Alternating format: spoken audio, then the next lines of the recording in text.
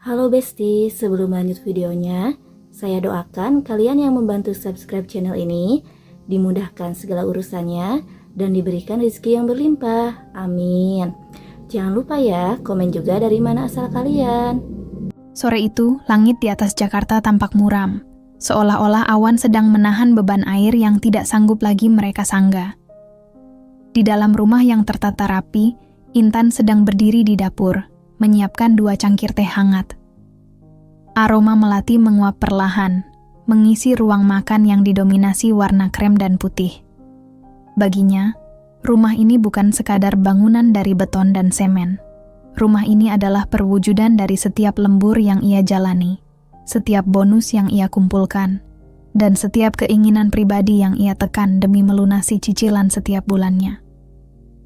Intan menarik napas panjang, menikmati kesunyian yang biasanya terasa menenangkan. Sebuah jeda kecil sebelum suaminya, Surya, pulang dari kantor. Pikirannya melayang pada kebahagiaan-kebahagiaan kecil yang mereka bangun selama 5 tahun pernikahan. Ia selalu percaya bahwa Surya adalah pelabuhan terakhirnya. Meskipun Surya seringkali terlihat lelah dan pendiam belakangan ini, Intan selalu memakluminya sebagai beban pekerjaan yang berat. Ia bahkan berniat memberikan kejutan kecil malam ini. Sebuah rencana makan malam di luar untuk merayakan kenaikan posisinya di kantor, yang berarti rumah itu akan lunas lebih cepat dari perkiraan semula. Tepat pukul 5 sore, suara mesin mobil terdengar berhenti di depan pagar. Intan tersenyum tipis. Ia merapikan rambutnya sebentar di pantulan pintu kaca lemari sebelum berjalan menuju pintu depan. Namun, ada yang berbeda kali ini. Biasanya Surya akan langsung mematikan mesin dan masuk sendirian, tetapi kali ini terdengar suara pintu mobil yang dibuka 2 kali. Intan mengerutkan kening, bertanya-tanya dalam hati apakah Surya membawa tamu tanpa memberitahu lebih dulu. Saat pintu utama terbuka, senyum Intan membeku di udara. Surya tidak berdiri sendirian. Di sampingnya, berdiri Novi, sahabat karib Intan sejak masa kuliah. Novi mengenakan gaun panjang yang tampak nyaman, namun yang membuat jantung Intan seakan berhenti berdetak adalah apa yang ada di dalam pelukan Novi. Seorang bayi, mungkin berusia sekitar 1 tahun, sedang tertidur pulas dalam balutan selimut berwarna biru muda di dekapan Novi. "Novi, Surya, ada apa ini?" tanya Intan dengan suara yang bergetar. Ia mencoba mencari jejak candaan di mata mereka, berharap ini adalah kejutan ulang tahun yang terlambat, atau mungkin mereka sedang menjaga anak saudara. Namun, wajah Surya tampak keras dan dingin, sementara Novi hanya menunduk tanpa berani menatap mata Intan. Surya melangkah masuk ke dalam ruang tamu tanpa melepas sepatunya, sebuah tindakan yang biasanya sangat dilarang oleh Intan. Ia berdiri di tengah ruangan dengan tangan di saku celana, seolah-olah dialah raja di sana. "Intan, duduklah. Ada hal penting yang harus aku sampaikan agar tidak ada lagi rahasia di rumah ini," ucap Surya dengan nada datar yang mengerikan. Intan tetap berdiri, tangannya mencengkeram pinggiran meja kayu di dekatnya. "Siapa bayi itu, Surya? Mengapa Novi menggendongnya seolah dia adalah ibunya?" Surya menarik napas pendek, lalu menatap Intan lurus-lurus. "Dia memang ibunya, dan aku adalah ayahnya. Anak itu adalah anakku dengan Novi.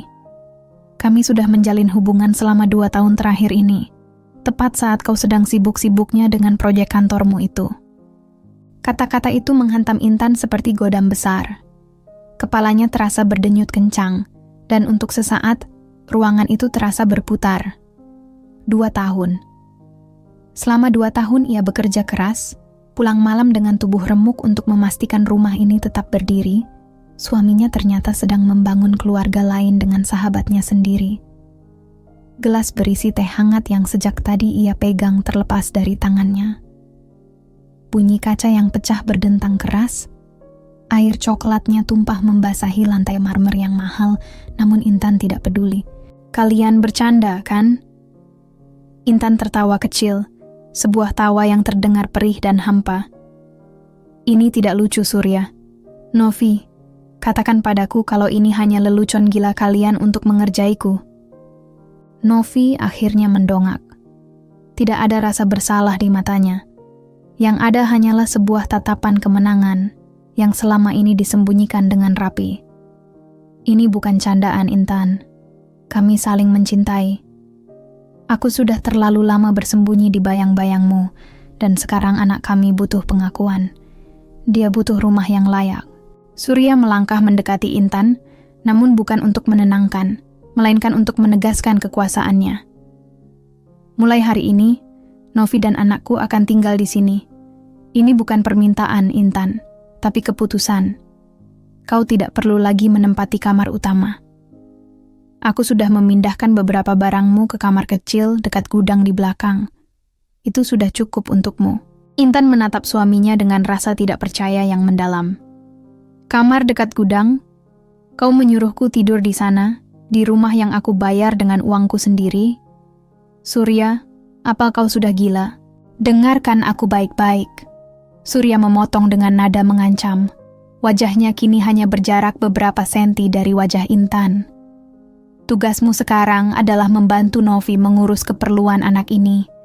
Kau harus memperlakukannya dengan baik. Jika kau berani menolak atau membuat keributan, aku tidak akan segan-segan mengusirmu dari sini tanpa membawa sepeser pun. Ingat, secara hukum aku suamimu, dan aku punya hak atas tempat ini. Air mata Intan jatuh tanpa bisa dibendung lagi. Ia merasa dadanya sesak, seolah-olah oksigen di ruangan itu telah habis diserap oleh pengkhianatan di depannya.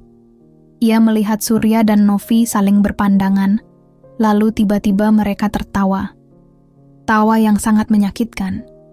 Tawa yang menghina harga dirinya sebagai seorang istri dan seorang manusia. Kau tahu, Intan? Novi berkata sambil mengelus pipi bayinya dengan lembut. Kau itu wanita yang sangat bodoh. Kau terlalu sibuk mengejar karier dan angka-angka di buku bank, sampai kau tidak sadar apa yang terjadi di bawah hidungmu sendiri. Surya menimpali dengan senyum sinis yang belum pernah dilihat Intan sebelumnya. Sebenarnya, aku menikahimu hanya agar rumah ini bisa segera lunas. Kau punya penghasilan yang bagus, dan aku butuh modal itu. Sekarang, setelah rumah ini hampir sepenuhnya milik kita, aku tidak perlu lagi berpura-pura menjadi suami yang manis. Hati Intan hancur berkeping-keping, lebih hancur daripada gelas yang berserakan di bawah kakinya. Ia melihat mereka berdua berjalan melewati dirinya, menuju kamar utama yang selama ini menjadi ruang pribadinya bersama Surya. Sebelum masuk, Surya menoleh sebentar dan menunjuk ke arah lantai. Bereskan kekacauan yang kau buat itu. Aku tidak ingin kaki anakku terluka karena pecahan gelasmu yang berantakan. Segera pindah ke belakang sebelum malam tiba. Pintu kamar utama tertutup dengan bunyi berdebam yang keras, meninggalkan Intan sendirian di ruang tamu yang kini terasa asing dan dingin. Ia berlutut di lantai, mengabaikan pecahan kaca yang mungkin melukai kulitnya. Di tengah isak tangis yang tertahan, sebuah api kecil mulai menyala di sudut hatinya yang paling dalam. Api itu bukan lagi kesedihan, melainkan sebuah tekad yang lahir dari penghinaan yang luar biasa. Ia menunduk melihat cairan teh yang menggenang, bersumpah dalam hati bahwa ini adalah air mata terakhir yang ia jatuhkan untuk orang-orang hina itu. Malam itu terasa begitu panjang dan menyiksa bagi Intan. Kamar kecil di dekat gudang itu hanya berisi sebuah kasur lipat tipis dan tumpukan kardus berisi barang-barang yang dipindahkan Surya secara paksa. Ruangan itu pengap, hanya ada satu ventilasi kecil yang tertutup debu tebal. Suara tawa Surya dan Novi sesekali terdengar menembus dinding, merobek ketenangan malam yang seharusnya menjadi waktu istirahat bagi Intan. Setiap kali tawa itu terdengar, hati Intan terasa seperti disayat sembilu. Ia duduk di sudut kasur, memeluk lututnya sendiri sambil menatap dinding yang lembab. Di kepalanya, kata-kata Surya tentang memanfaatkannya demi melunasi rumah terus berputar seperti kaset rusak. Saat fajar mulai menyingsing, Intan terbangun bukan karena alarm, melainkan karena gedoran pintu yang kasar. Surya berdiri di depan pintu dengan wajah tanpa dosa, sementara Novi berdiri di belakangnya sambil menggendong bayi yang sedang menangis kencang. Surya melempar sebuah ember berisi pakaian kotor ke arah kaki Intan. Ia memerintahkan Intan untuk segera mencuci semua pakaian bayi dan menyiapkan sarapan untuk mereka berdua. Tidak ada lagi sapaan hangat atau kecupan di kening seperti yang biasa Surya lakukan selama 5 tahun terakhir. Kini, di mata Surya, Intan hanyalah seorang pelayan yang kebetulan memegang sertifikat pembayaran rumah. Dengan sisa kekuatan yang ada, Intan berjalan menuju dapur. Ia melihat Novi duduk di kursi kebesarannya, kursi yang biasanya ia gunakan untuk menyesap kopi sambil membaca berita pagi. Novi tampak sangat menikmati perannya sebagai nyonya rumah yang baru. Ia meminta Intan membuatkan bubur bayi dengan suhu yang pas, lalu mengeluh bahwa lantai dapur masih terasa lengket akibat tumpahan teh kemarin sore. Intan tetap diam. Ia melakukan semua perintah itu dengan gerakan mekanis. Dalam diamnya, ia mulai mengamati setiap sudut rumah itu dengan cara yang berbeda. Ia melihat dinding-dinding yang ia cat sendiri, gorden yang ia pilih dengan teliti, dan furnitur yang ia beli dari hasil bonus tahunannya. Semuanya kini terasa seperti monumen pengkhianatan.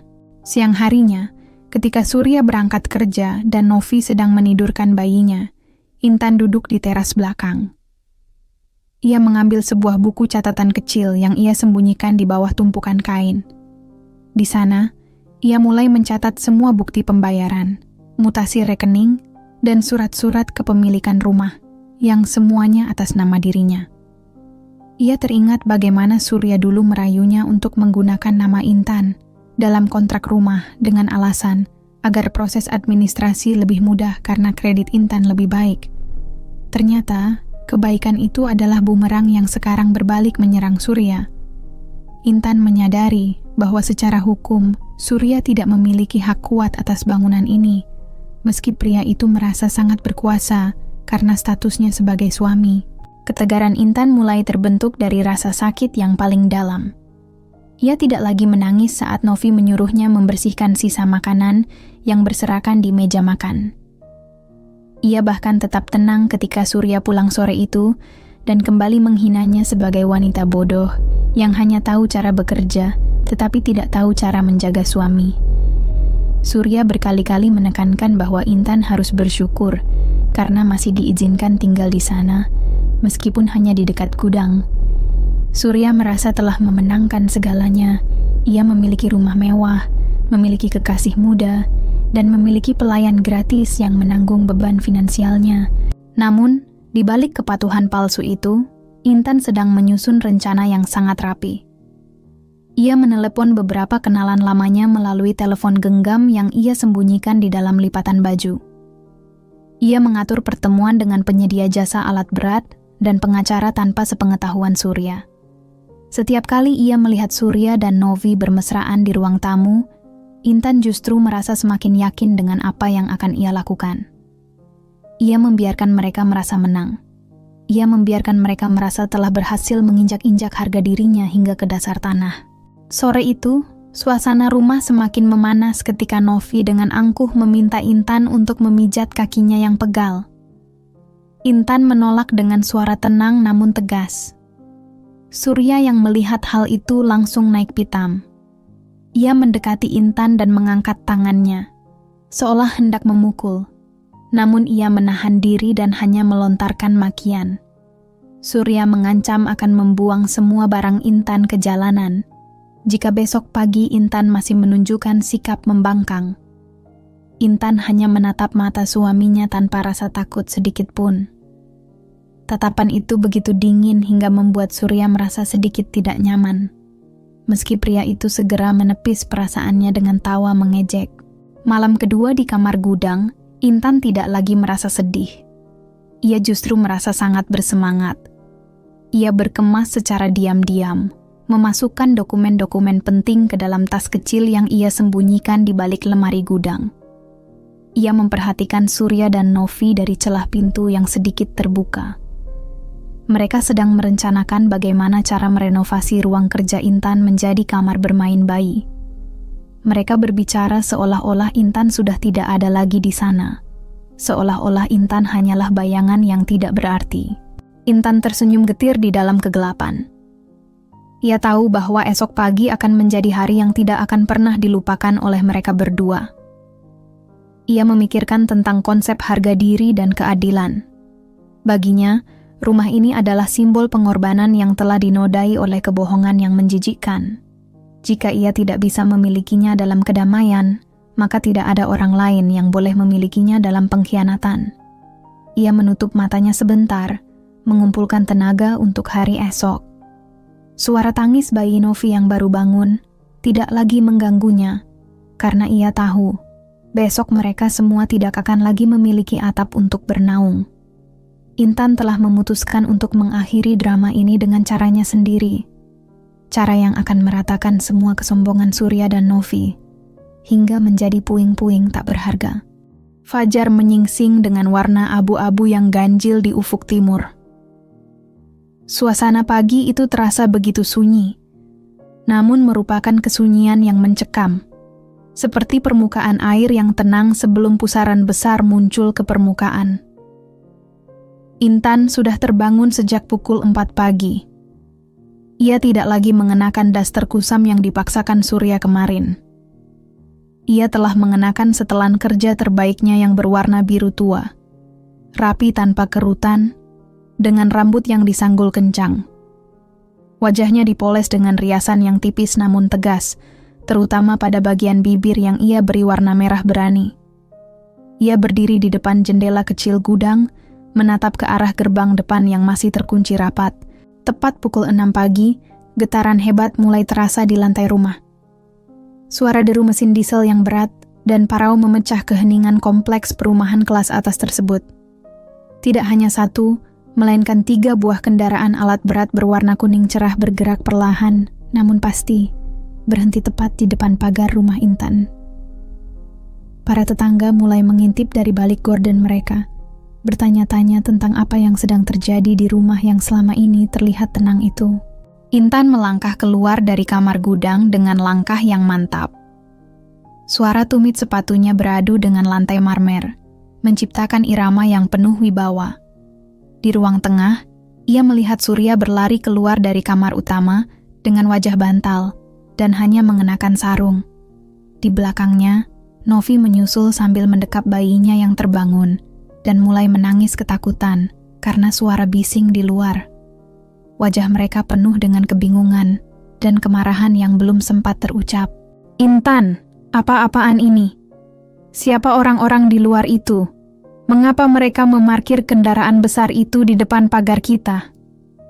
Teriak Surya dengan suara serak. Ia mencoba membuka pintu depan, namun ia tertegun melihat Intan sudah berdiri di teras, sedang berbicara dengan seorang pria bertopi keras yang memegang beberapa lembar dokumen. Intan menoleh pelan, menatap Surya dan Novi dengan pandangan yang begitu dingin, hingga mampu membekukan keberanian siapapun yang melihatnya. Ia tidak menjawab pertanyaan Surya dengan kata-kata kasar. Ia justru tersenyum, sebuah senyuman yang sangat tenang, namun menyimpan badai di baliknya. Ia berjalan menuju salah satu alat berat pengeruk tanah yang mesinnya masih menderu-deru. Dengan bantuan operator, Intan naik dan duduk di samping kursi pengemudi, menatap ke bawah ke arah 2 orang yang telah menghancurkan hidupnya. Surya berlari ke arah pagar, wajahnya memerah padam. "Turun kau dari sana, wanita gila. Kau memalukan aku di depan tetangga. Apa maksud semua ini? Hentikan suara berisik ini sekarang juga." Novi ikut berteriak dari ambang pintu, suaranya melengking tinggi mencoba mengalahkan deru mesin. "Intan, kau benar-benar sudah hilang akal. Kau ingin mencelakai kami. Ingat ada bayi di sini. Kau keterlaluan." Intan mengambil sebuah pengeras suara kecil yang sudah disiapkan. Suaranya bergema di seluruh halaman, memantul di dinding-dinding rumah mewah itu. "Dengarkan baik-baik, Surya. Dan kau juga, Novi. Kalian bilang aku ini wanita bodoh, bukan? Kalian bilang aku hanya administrator yang efisien untuk melunasi cicilan rumah ini, agar kalian bisa hidup enak di dalamnya. Nah, hari ini si wanita bodoh ini ingin menunjukkan bagaimana cara mengelola asetnya sendiri." Surya mencoba memanjat pagar untuk menghentikan Intan, namun salah satu petugas keamanan yang dibawa Intan segera menghalanginya. Surya berteriak bahwa ini adalah rumahnya, bahwa ia punya hak sebagai suami. Namun Intan hanya tertawa pendek, sebuah tawa yang terdengar sangat melegakan di telinganya sendiri. "Rumah ini," kata Intan sambil menunjuk ke arah bangunan megah itu, "berdiri di atas tanah yang aku beli dengan warisan orang tuaku. Setiap bata, setiap ubin, dan setiap tetes cat di dinding itu dibayar dengan uang hasil kerja kerasku selama bertahun-tahun. Namamu tidak ada di satu lembar dokumen pun, Surya. Kau hanya penumpang gelap yang terlalu sombong." Suasana semakin tegang. Surya mulai menyadari bahwa gertakannya selama ini tidak lagi mempan. Ia mencoba mengubah nada suaranya, mencoba melunakkan hati Intan. "Intan, sayang, ayo kita bicarakan ini baik-baik. Jangan emosi seperti ini. Kita bisa mencari jalan keluar. Pikirkan masa depan kita. Masa depan kita sudah mati sejak kau membawa wanita itu dan anaknya ke kamarku," jawab Intan tegas. "Aku tidak sudi rumah yang aku bangun dengan kejujuran ditempati oleh orang-orang yang berhati busuk dan penuh tipu daya seperti kalian. Aku lebih rela melihat tempat ini rata dengan tanah daripada harus membayangkan kalian bercinta di atas penderitaanku di rumah ini." Intan memberikan isyarat kepada operator alat berat.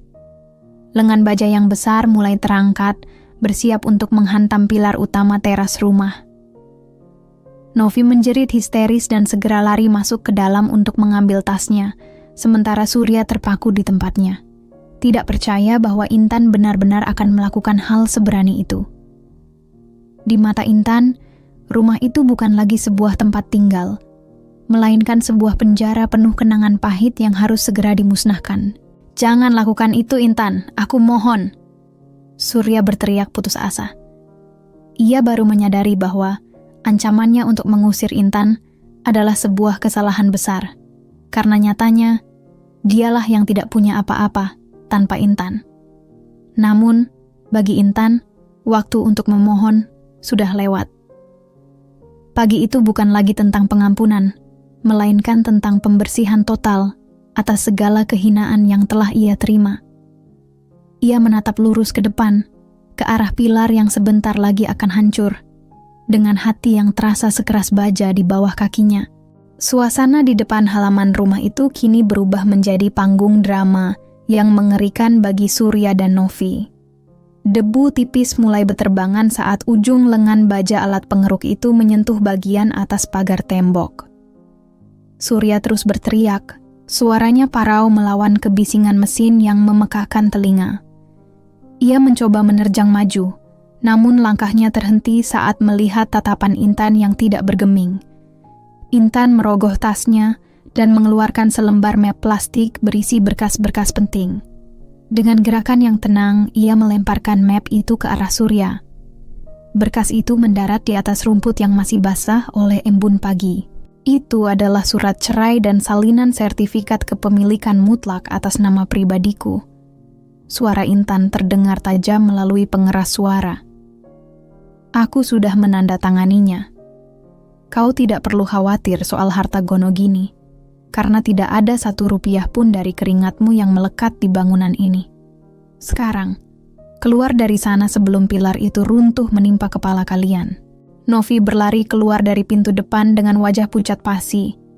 Ia menggendong bayinya yang menangis kencang, sementara tangan satunya menyeret koper besar yang tampak disiapkan dengan terburu-buru.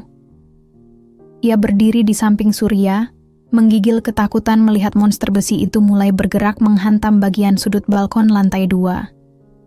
Bunyi beton yang retak terdengar seperti suara tulang yang patah. Serpihan semen dan debu putih mulai menghujani taman bunga yang selama ini dirawat Intan dengan penuh kasih sayang. "Intan, kau gila. Ini harta yang sangat mahal. Kau bisa menjualnya jika kau tidak mau melihat kami lagi. Jangan dihancurkan." Surya memohon dengan nada yang kini benar-benar hancur. Harga dirinya sebagai pria yang sebelumnya merasa paling berkuasa, kini lenyap tak berbekas. Ia melihat rumah impiannya, yang ia pikir akan dikuasainya selamanya, mulai rontok sedikit demi sedikit. Intan hanya menatap datar ke arah pilar yang mulai miring. Uang bisa kucari lagi, Surya. Tapi harga diri yang kau injak-injak tidak bisa dibeli dengan menjual rumah ini kepada orang lain. Aku tidak ingin ada orang lain yang tinggal di sini dan mewarisi sisa-sisa pengkhianatan kalian. Tanah ini akan kubiarkan kosong, sekosong hatiku saat kau menyuruhku tidur di samping gudang. Hantaman kedua jauh lebih dahsyat. Pilar utama teras depan hancur berantakan. Atap bagian depan rumah mulai merosot, menciptakan bunyi gemuruh yang membuat bumi seakan bergetar. Novi jatuh terduduk di atas aspal jalanan, sambil memeluk bayinya erat-erat. Ia menangis histeris, menyadari bahwa kemenangan yang ia banggakan kemarin hanyalah sebuah fatamorgana singkat. Ia yang mengira akan menjadi nyonya di rumah mewah itu, kini bahkan tidak punya atap untuk melindungi anaknya dari panas matahari yang mulai naik. Surya hanya bisa berdiri mematung, menyaksikan tembok ruang tamu, tempat ia dan Novi tertawa menghina Intan semalam, kini jebol dan hancur. Kursi-kursi mahal dan hiasan dinding yang dipilih Intan ikut tertimbun reruntuhan atap. Dalam waktu kurang dari 15 menit, kemegahan yang selama ini diagung-agungkan. Surya berubah menjadi tumpukan puing, debu, dan sampah bangunan yang tak bernilai. Para tetangga yang menonton dari kejauhan hanya bisa terdiam, saksi bisu atas amarah seorang wanita yang telah habis kesabarannya. Setelah rumah itu benar-benar rata dengan tanah dan hanya menyisakan kerangka yang hancur, Intan memberikan isyarat kepada operator untuk mematikan mesin. Seketika, lingkungan itu menjadi sunyi senyap. Hanya menyisakan suara isak tangis Novi yang terseduh-seduh dan suara angin yang meniup debu reruntuhan. Intan turun dari alat berat itu dengan gerakan yang sangat anggun. Ia berjalan mendekati Surya yang masih berdiri kaku seperti patung di pinggir jalan. Intan berhenti tepat di depan suaminya. Ia tidak lagi melihat kemarahan di mata Surya. Yang ada hanyalah kehampaan dan rasa malu yang luar biasa. Intan tidak meludah, tidak juga memaki. Ia hanya menatap sisa-sisa rumah itu dengan perasaan lega yang tak terkira. Beban berat yang selama ini menghimpit pundaknya seolah ikut luruh bersama runtuhnya dinding-dinding rumah tersebut. Sekarang kalian bebas, ucap Intan dengan nada bicara yang sangat lembut, namun terasa lebih menyakitkan daripada tamparan. Kalian punya satu sama lain, dan kalian punya anak itu. Mulailah hidup kalian dari nol, sebagaimana aku akan memulai hidupku, kembali tanpa bayang-bayang parasit seperti kalian. Jangan pernah mencoba mencariku, karena bagi dunia, rumah ini sudah mati, begitu juga hubungan kita. Intan berbalik dan berjalan menuju mobilnya yang terparkir agak jauh. Ia masuk ke dalam kemudi, mengenakan kacamata hitamnya, dan menyalakan mesin. Melalui kaca spion, ia melihat Surya dan Novi yang terduduk di pinggir jalan, dikelilingi oleh puing-puing bangunan dan tatapan sinis dari orang-orang di sekitar. Mereka tampak begitu kecil, begitu hina, dan begitu malang di tengah reruntuhan yang mereka ciptakan sendiri melalui pengkhianatan. Tanpa menoleh lagi, Intan menginjak pedal gas. Mobilnya meluncur menjauh dari kompleks perumahan itu, meninggalkan masa lalunya yang telah menjadi debu. Di dalam dadanya, ia merasakan sebuah ruang baru yang mulai tumbuh. Sebuah ruang yang tidak lagi diisi oleh kewajiban untuk menyenangkan orang lain, melainkan ruang untuk mencintai dirinya sendiri. Jalanan di depannya tampak luas dan terang, seolah-olah seluruh dunia sedang menyambut kembalinya jati diri wanita yang selama ini tersembunyi di balik peran seorang istri yang penurut. Intan tersenyum tipis. Sebuah senyuman tulus yang menandai awal dari babak baru kehidupannya yang merdeka.